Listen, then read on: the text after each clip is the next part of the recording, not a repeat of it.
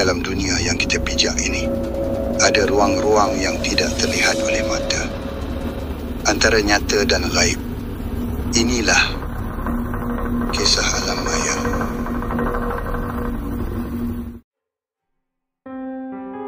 Assalamualaikum, salam sejahtera buat semua. Kembali lagi di channel Kisah Alam Maya. Apa khabar kepada pendengar semua? Harap dalam keadaan baik dan dipermudahkan segala urusannya. Seperti biasa, kita akan teruskan dengan cerita seterusnya dari tajuk utama, iaitu Raja Bunyian Sumpah Panglima Terakhir. Dan di dalam episod yang akan diceritakan ini adalah episod 3 hingga 4 yang bertajuk Darah yang Memanggil dan juga Pintu Antara Dua Alam. Sebelum kita nak teruskan cerita ni, terima kasih kepada yang telah subscribe channel Kisah Alam Maya, dan kepada yang baru saja hadir di channel ni, jangan lupa untuk tekan butang like, subscribe dan tekan butang loceng di bawah untuk dapatkan notification untuk update video-video terbaru akan datang. Dan boleh sharekan video ni kepada kawan-kawan yang lain yang meminati kisah seram, cerita seram mistik dengan gaya penceritaan ala novel. Kepada yang telah subscribe dan yang baru hadir di channel ni, boleh masuk ke halaman channel untuk mendengar cerita-cerita yang lain. Dan jangan lupa untuk ikuti sambungan episod seterusnya yang akan datang. Jadi, tanpa membuang masa, kita teruskan dengan cerita ni.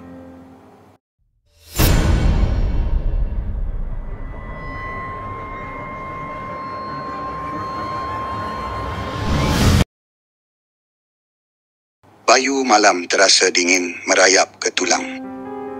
Di bawah langit yang muram, Arman berdiri memerhati batu nisan tua yang separuh tenggelam di hujung tanah perkuburan lama. Kabus tipis menyelubungi kawasan itu seolah menyimpan rahsia yang tak mahu dilepaskan.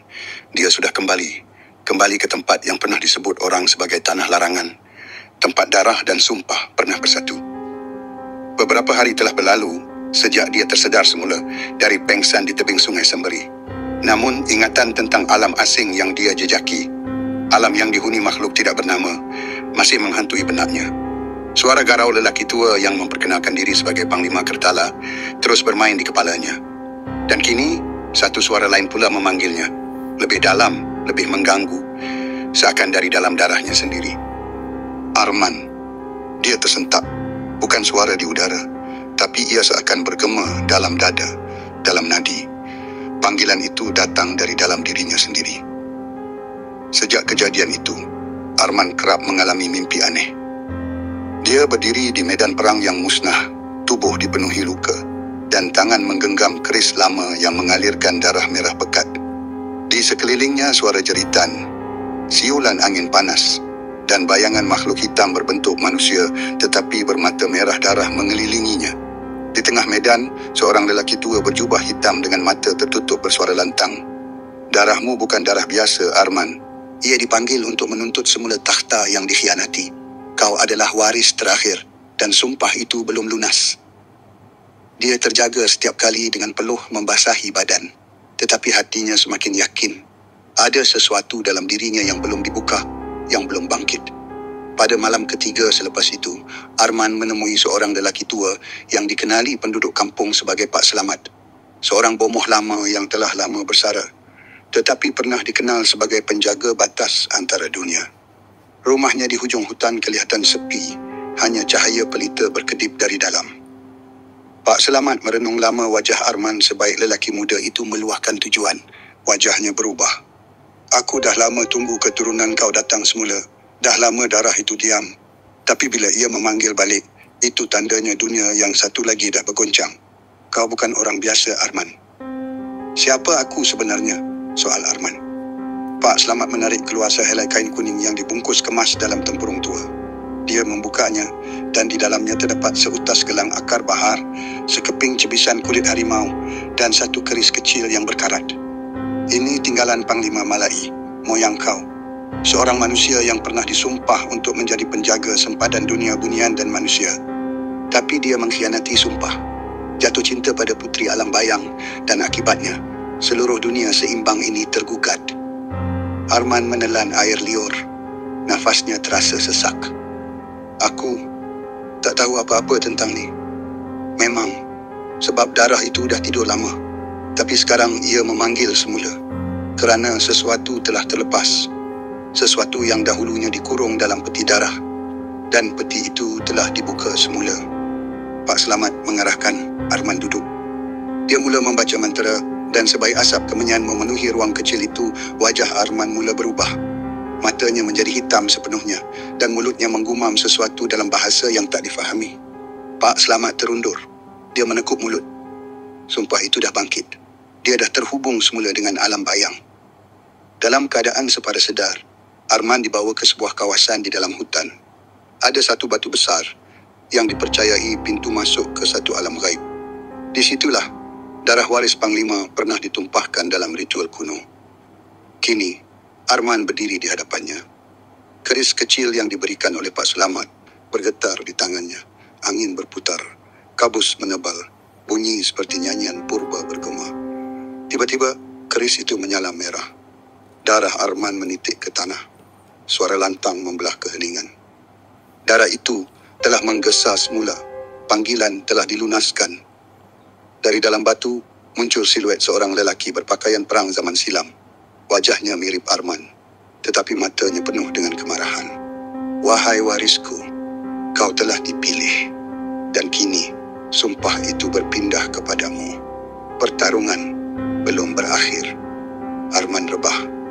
Dan sebelum segalanya gelap, dia terdengar suara wanita halus, sayu dari balik kabus.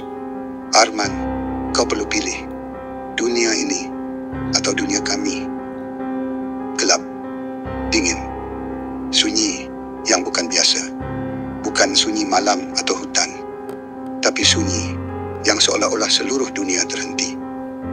Arman membuka matanya perlahan. Dia tidak lagi berada di hutan, bukan juga di rumah Pak Selamat. Sekelilingnya samar, bagai dunia yang tergantung antara mimpi dan nyata. Kabus hijau kehijauan menari perlahan di udara, dan pepohon kurus tinggi menjulang seakan membisik sesuatu yang dia tak faham.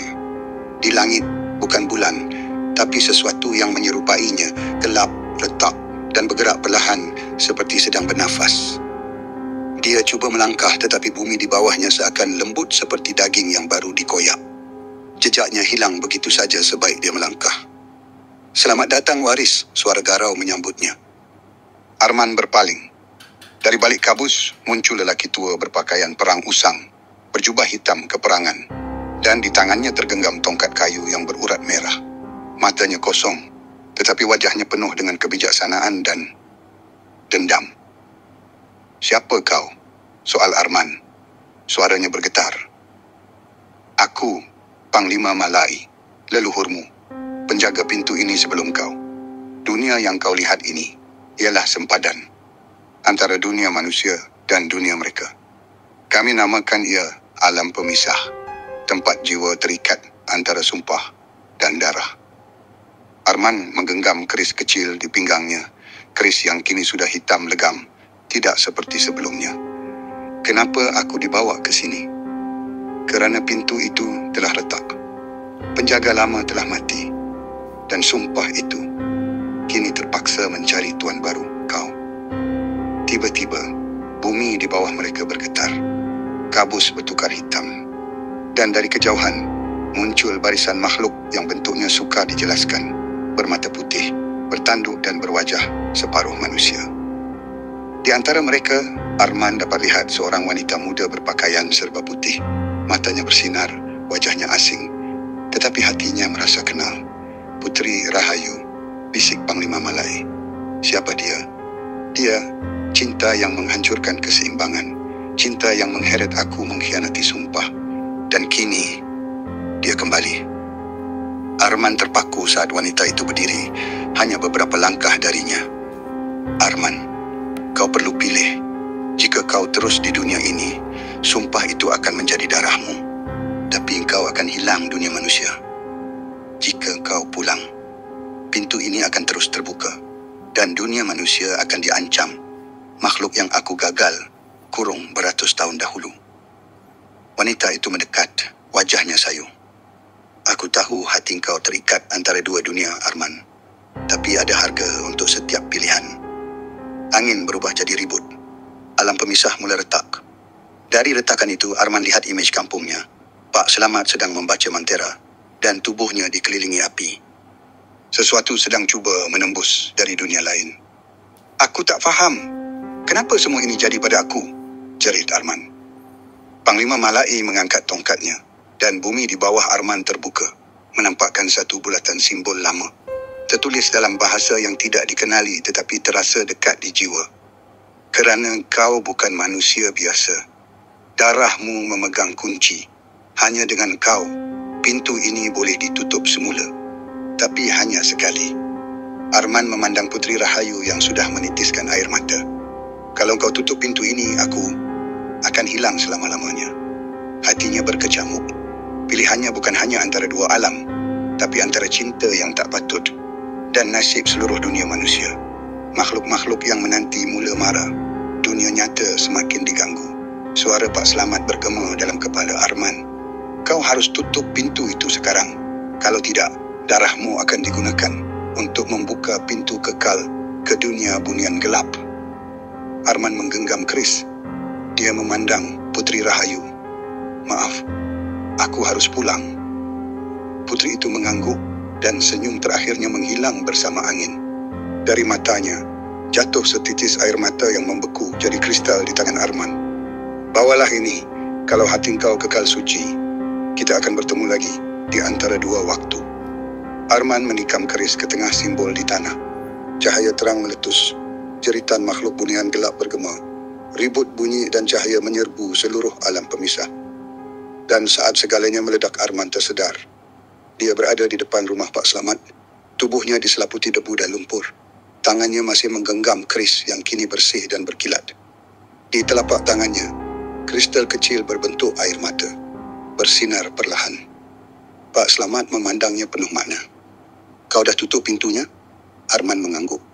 Bagus. Tapi ingat Arman, pintu itu hanya boleh ditutup, bukan dimusnahkan. Dan darahmu akan sentiasa dicari.